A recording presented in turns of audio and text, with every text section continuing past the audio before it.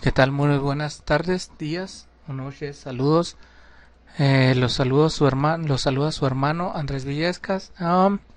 Y vamos a ver ahorita un tema en relación con lo que ya han visto anteriormente. Entonces, para empezar, vamos a hacer una oración. ¿Sí? Entonces, empecemos.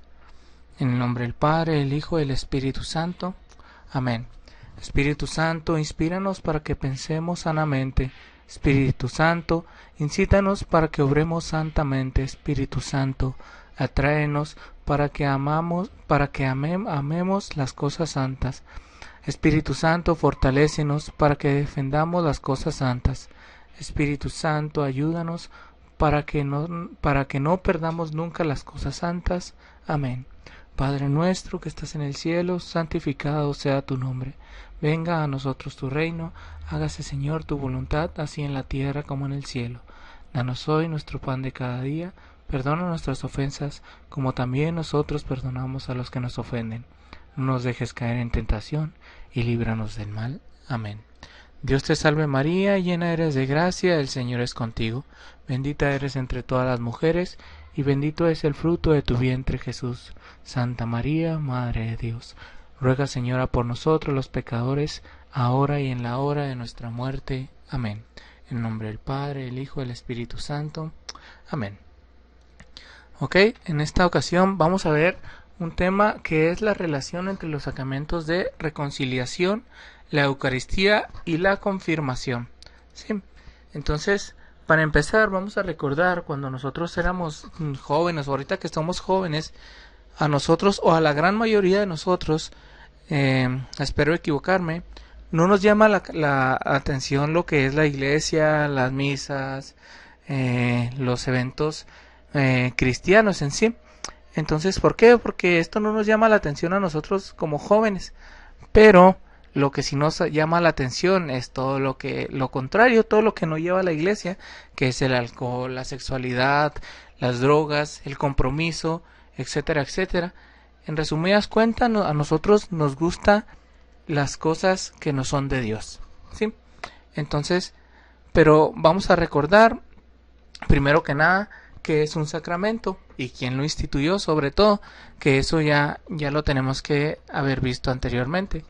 Los sacramentos, en el numeral 1114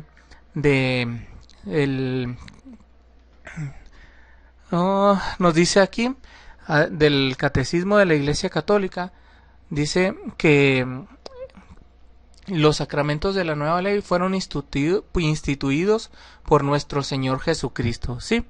Pero ¿qué es un sacramento? Son signos eficaces de la gracia instituidos por Jesucristo, confiados a la Iglesia, por los cuales nos es dispensada la vida divina. Bueno, ¿y qué significa eso? Los sacramentos son una forma de nosotros ver físicamente la gracia de Dios. En resumidas cuentas, eso es. ¿Sí? Entonces, recordando, nosotros tenemos los 7 sacramentos, que son el bautismo, Eucaristía, reconciliación o penitencia, confirmación, orden sacerdotal, matrimonio y la unción de los enfermos. ¿Ok?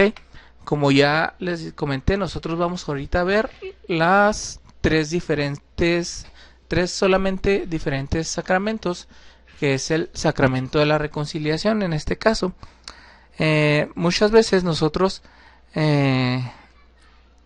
cuando nacemos nos bautizan de niños. Entonces muchas veces la gente dice, ¿y por qué los bautizan de niños? Bueno, en la Biblia, en Joel, en el libro de Joel, en esos 2 versículos, Hechos de los Apóstoles, esos 2 versículos también nos explica claramente que ahí desde el Antiguo Testamento, desde que existía Jesús y después de bautizaban a los niños, no lo dice tan literal, pero da a entender que la gracia se pasa a los adultos, a los jóvenes y a los niños. Por eso nosotros vamos a bautizar desde niños a los niños. Vaya, entonces después de que seamos bautizados, nos llevan al catecismo. ¿Y para qué? Para obtener la primera comunión. Ok, ¿qué es esto? La Eucaristía. Ok, muchas veces nosotros no sabemos o no tenemos tanta conciencia, pero sabemos que vamos a recibir a Jesús en esa Eucaristía.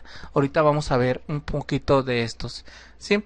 Para ver un requisito para obtener el sacramento de la Eucaristía es la reconciliación, ¿ok?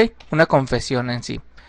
Bueno, pero para eso vamos a ver qué es un pecado. En los numerales que son 1850 y todos los numerales son del Catecismo de la Iglesia Católica, que necesitamos, cualquier católico debería de tener en sus casas. Sí, ahí viene explicado absolutamente todo lo que es de bautismos, confirmaciones, sacramentos, vida después de la muerte, ángeles, el cielo, el infierno, todos los temas relacionados con la Iglesia Católica, entre muchos otros libros que vienen ahí regulados. Entonces, ¿qué es un pecado? Nosotros podemos definir como un pecado como la ofensa a Dios, ¿sí? Es toda acción o omisión voluntaria contra la ley de Dios. Entonces, ¿cuáles son estas omisiones o cuáles son estas acciones? Tenemos nosotros 10 muy claros ejemplos, que son los 10 mandamientos. Los mandamientos de Dios son pecados, son acciones que si cometemos en contra de ellas, estamos cometiendo un pecado. Es decir, robarás, mentirás,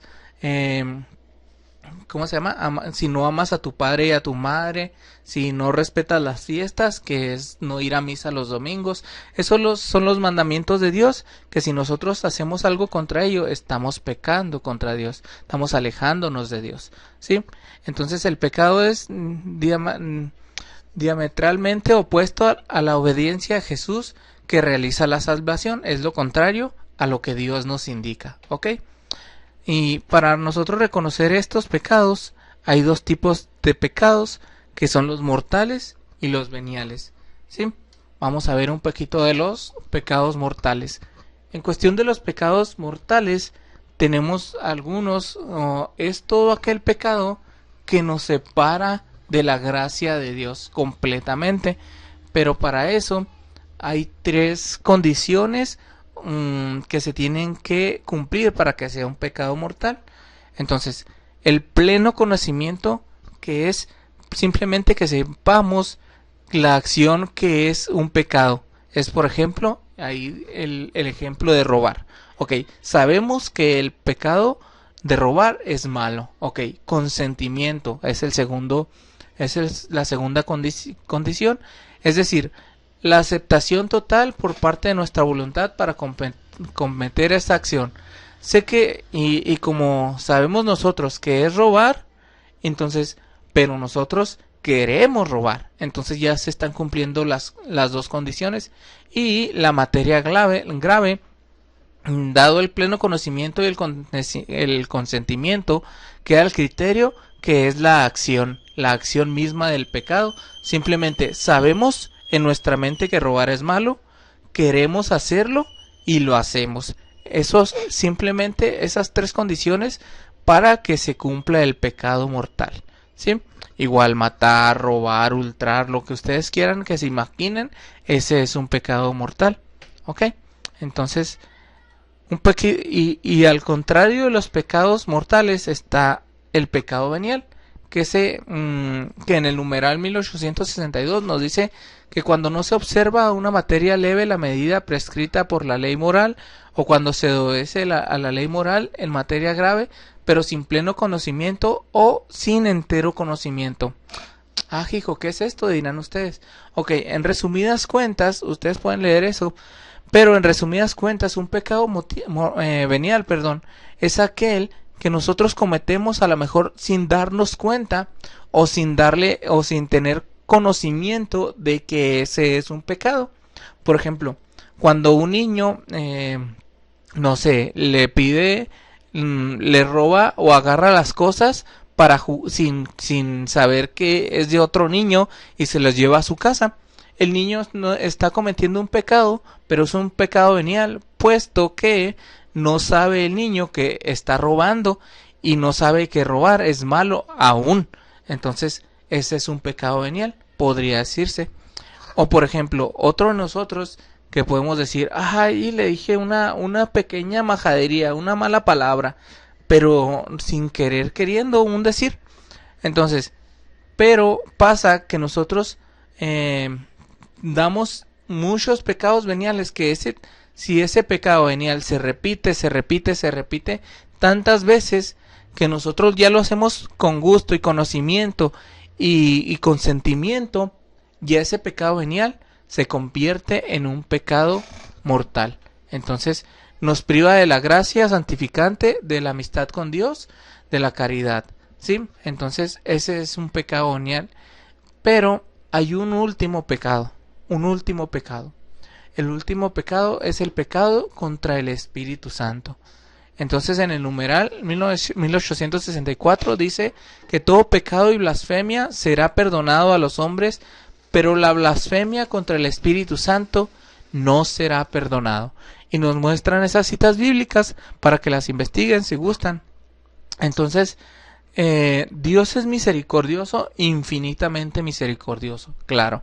Pero si nosotros rechazamos al Espíritu Santo, que es el que da vida, que es el que perdona, que es el que consuela, que es el que nos alimenta, el que nos guía, el que nos habla, etcétera, etcétera, si nosotros estamos pecando contra este Espíritu Santo, este pecado no se nos será perdonado.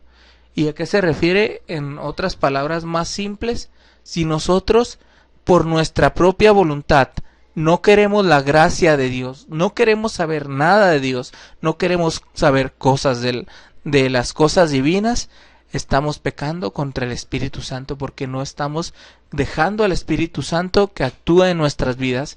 Ese es el pecado contra el Espíritu Santo, el que nosotros dejamos y nos olvidamos de Dios para hacernos del mundo, y en lugar del mundo, de vivir como Dios nos manda, vivimos como el mundo vive. Entonces, ¿cómo es? Alejado de la gracia de Dios. ¿Ok? Entonces, siguiendo con el sacramento del perdón del pecado, San Juan nos relata cómo en la resurrección del Cristo, al atardecer estaban cerradas las puertas por medio de los judíos. Entonces, esta cita es una de las más importantes, que en la cual el sacramento del perdón, de la reconciliación, Dios la instituye, ¿sí? Dios la instituye claramente. Entonces, si se fijan, o si ustedes les dicen, es que yo no me confieso con un sacerdote porque es igual de pecador que yo, o yo no me confieso con una persona que es peor pecador que yo, entonces yo me confieso con Dios directamente. Entonces, esas personas es porque no conocen la palabra de Dios, porque aquí claramente nos dice, en el Evangelio dice, dicho esto, sopló sobre ellos y les dijo, recibid el Espíritu Santo. Pero que dice aquí claramente, dice, a quienes perdonéis los pecados, les quedarán perdonados, y a quienes se los retuviereis, les quedarán retenidos. Es decir, Jesús ahí a sus 12 apóstoles les estaba diciendo, reciban el Espíritu Santo ustedes 12, ¿sí? Ustedes 12 por el momento, recíbanlo, y a quien les perdone los pecados, es decir, quien vaya con ustedes y se confiese, les quedarán perdonados esos pecados. Dios está entregando la gracia y el poder a los discípulos, a los apóstoles, para que vayan y perdonen los pecados a quienes quieran que se los perdonen, ¿sí? Y a quien se los retenga, les quedarán retenidos. Es decir, quien no quiera ir a confesarlos, se les quedarán retenidos y esos pecados quedarán en su alma, ¿sí? Entonces,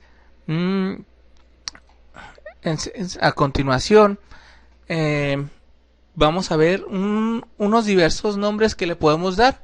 Entonces, uno de los principales objetivos es nuestra reconciliación de Dios, estar bien con Dios, estar bien con la iglesia, estar bien con todo el pueblo. Entonces, por eso nos reconciliamos con Dios y nos reconciliamos con todos los demás. Entonces, pero no puede darse dicha reconciliación si quedamos en pecados, es decir, si no vamos con un sacerdote y nos confesamos y hacemos nuestra plena confesión, ¿sí? Entonces para eso tiene que haber una conversión, una metanoia, un cambio de mentalidad, es decir, dejar que Dios ya sea el que actúe en nuestras vidas, el que se mueva en nosotros, el que nos mueva, el que nos guíe, para dejar que el mundo gire mientras nosotros, Dios sea nuestra vida, nuestro guía, ¿sí? Entonces, después de esto, vamos a ver un poquito,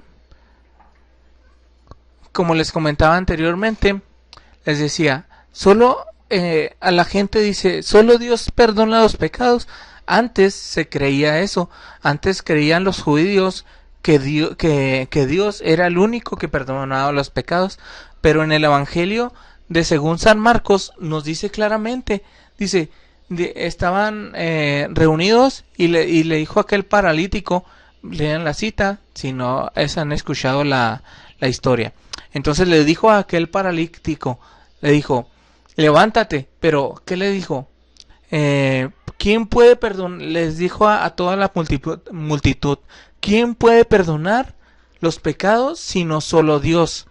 Pero el Señor, o sea Jesús, para demostrar su divinidad y el poder que tiene para ello, cura inmediata al paralítico, inmediatamente, que sale sano y perdonado a la vista de todos. Perdonado a la vista de todos. Entonces dice la gente, y por eso le dicen que está blasfemando, porque el hombre se suponía o se creía que no perdonaba los pecados hasta que llegó Jesús. Hasta que llegó Jesús. Entonces dice ahí que Jesús otorga ese poder a los hombres, ¿sí? Y como en los Hechos de los Apóstoles, en la carta de Pablo a los Corintios, dice, así la iglesia viene a ser el signo instrumento del perdón, la iglesia y reconciliación de Cristo que nos adquirió al precio de su sangre. San Pablo se sabe enviado por Cristo para ejercer el ministerio de la reconciliación. Es decir, en esa de segunda de Corintios capítulo 5 versículo 18, el misterio de la reconciliación se da por ello, ¿sale? Entonces se lo adjudica a él. Y terminando un poquito con eso, vamos a empezar con el sacramento de la Eucaristía. Entonces, ¿qué es la Eucaristía? En primer lugar, así en resumidas cuentas, es el cuerpo y la sangre de Cristo. Así en resumidas, muy resumidas cuentas, es el cuerpo y la sangre de Cristo. Sacramento de las iglesias cristianas que consiste en consagrar el pan y el vino en el memorial de la muerte y resurrección de Jesucristo nuestro Señor. ¿Ok? Entonces cuando pasa la transubstanciación, que es cuando se convierte el pan en carne y el vino en sangre. Entonces eso es la Eucaristía, que fue también en realidad todos los sacramentos fueron instituidos por Jesucristo, en particular en la última cena con los apóstoles, ¿sí? Entonces lo recordamos todos los años en las vacaciones de Semana Santa, porque dice que hagan esto en memoria mía, ¿sí? Recordamos su muerte, su resurrección, su pasión, muerte y resurrección, ¿ok? Entonces, esta última cena se nos relata en tres pasajes, que es Marcos, Mateo y Lucas. Esta la última cena también se nos relata en estos capítulos y nos habla, creo que ya cada uno de nosotros hemos escuchado el relato de la última cena. Estaban todos reunidos en la mesa y como dice en la misa, este es mi cuerpo y esta mi sangre que está derramado por todos ustedes para la remisión de sus pecados, ¿ok? Pero también después de la muerte de Jesucristo seguían haciendo eso. Y en la primera de Corintios, capítulo 11 del 23 al 26 nos lo demuestra. Dice aquí Pablo: yo he recibido del Señor lo que a mi vez les he transmitido. ¿Sí? El Señor Jesús, la noche que fue entregado, tomó pan y después de dar gracias lo partió diciendo: este es mi cuerpo que es entregado por ustedes, hagan esto en memoria mía. Y es por eso que en las misas se hace esto, ¿ok? Y todas las fíjense bien, cada vez que comen este pan y beben de esta copa, están proclamando la muerte del Señor hasta que venga, ¿ok? Entonces por eso es que nosotros asistimos a misa, para hacer este memorial, y cada vez que nosotros nos alimentamos del cuerpo y de la sangre de Cristo, estamos recordando ese memorial, estamos alimentándonos del cuerpo. ¿Para qué? Para tener vida y vida en abundancia, pero ya lo veremos más adelante, ¿ok? Dice, ¿pero para qué o por qué? Como ya les había comentado, nos dio una instrucción muy, muy clara, ¿sí? En Lucas dice: después tomó el pan, dando gracias lo partió y se los dio diciendo: este es mi cuerpo que es entregado por ustedes. Ahí lo dijo claramente: hagan esto en memoria mía, ¿ok? Para eso. Y luego muchas veces las personas que no están de acuerdo con nuestra doctrina se preguntan: ¿y por qué? ¿Dónde nace este sacramento? ¿Dónde dicen ustedes que Jesús lo instituyó? Y claramente nosotros vamos a ver en el Evangelio de San Juan, en el capítulo 6, vamos a leer un poquito de esto, que es lo más importante, en resumidas cuentas, de el sacramento que Dios instituyó y la razón por la que Él lo instituyó. Empezamos, dice: les dijo Jesús: yo soy el pan de vida, el que venga a mí no tendrá hambre, y el que crea en mí no tendrá sed. Pero yo les he dicho: me habéis visto y no creéis. Todo lo que me dé el Padre vendrá a mí. Al que venga a mí no lo echaré fuera, porque he bajado del cielo, no para hacer mi voluntad, sino la voluntad del que me ha enviado. Y esta es la voluntad del que me ha enviado, que no pierda nada de lo que Él me ha dado, sino que resucite el último día, que ya lo hizo. Entonces dice: porque esta es la voluntad de mi Padre, que todo el que vea al Hijo y crea en Él tenga vida eterna, y yo le resucitaré el último día. Y luego dicen: los judíos murmuraban de él, porque habían dicho: yo soy el pan que ha bajado del cielo. Y decían ellos: ¿no es este Jesús, hijo de José, cuyo padre y madre conocemos? ¿Cómo puede decir ahora: he bajado del cielo? Jesús les respondió: no murmuréis entre vosotros. Nadie puede venir a mí, sino el Padre que me ha enviado no lo atrae, y yo lo resucitaré el último día. Está escrito por los profetas: serán todos enseñados por Dios. Todo el que escuche al Padre y aprende viene a mí. No es que alguien haya visto al Padre, sino aquel que ha venido de Dios, ese ha visto al Padre. En resumidas cuentas, Jesús está hablando por sí mismo. En verdad os digo: el que cree tiene vida eterna. ¿Ok? Y aquí viene lo más importante de la Eucaristía. Dice: yo soy el pan de vida, vuestros padres comieron el maná en el desierto y murieron. Este es el pan que baja del cielo, para quien lo coma no muera. Es decir, quien se alimenta del cuerpo y la sangre de Cristo no morirá. Entonces, yo soy el pan vivo bajado del cielo. Si uno come de este pan, vivirá para siempre. Y el pan que yo le voy a dar es mi carne por la vida del mundo. Discutían entre sí los judíos y decían: ¿cómo puede éste darnos a comer su carne? Jesús les dijo: en verdad os digo, si no coméis la carne del Hijo del Hombre, es decir, si no coméis de la Eucaristía y no bebéis de su sangre, no tienes vida entre nosotros. Es decir, no quieres nada con Dios, no quieres una amistad con Dios. Pero el que come mi carne y bebe mi sangre tiene vida eterna, y yo lo resucitaré el último día. Es decir, tenemos que comer el cuerpo y la sangre de Cristo como nosotros lo hacemos. Y ellos lo hacían y lo seguimos haciendo todos los días, pero a nosotros nada más se nos pide nada más la misa dominical mínimo, ¿sí? Entonces, ¿por qué? Dice, porque mi carne es verdadera comida y mi sangre verdadera bebida. El que come mi carne y bebe mi sangre permanece en mí y yo en él. Lo mismo que el Padre que vive me ha enviado y yo vivo por el Padre. También el que coma vivirá por mí. Este es el pan bajado del cielo, no como el que comieron vuestros padres y murieron. El que coma este pan vivirá para siempre. Es decir, el que comulgue el cuerpo y la sangre de Cristo vivirá para siempre. Y sí, todos vamos a morir, pero, ¿qué dice ahí? Jesús nos resucitará el último día. El último día Jesús nos resucitará. ¿Eso queréis tú?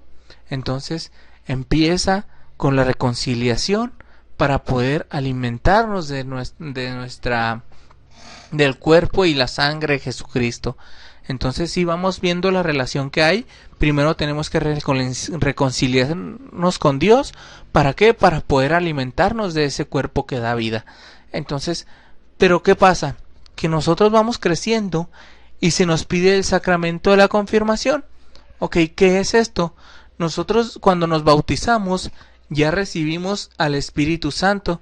Ok, sí, pero cuando nosotros nos confirmamos recibimos algo más, que son los 7 dones. Ahorita lo vamos a ver, que ya lo escucharon hace algunos días, cuáles dones son los que ustedes van a recibir en la confirmación.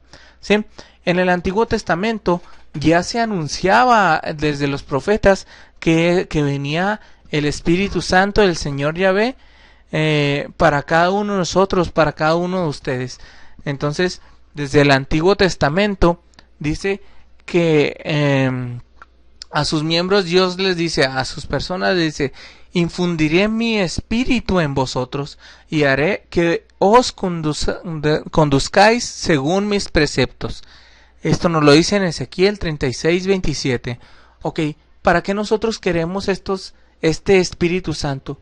Es para que nos ilumine, para que nos guíe, para que nos hable, para saber discernir de lo bueno y de lo malo, para poder tener la fortaleza, para poder decir sí cuando es sí y no cuando es no.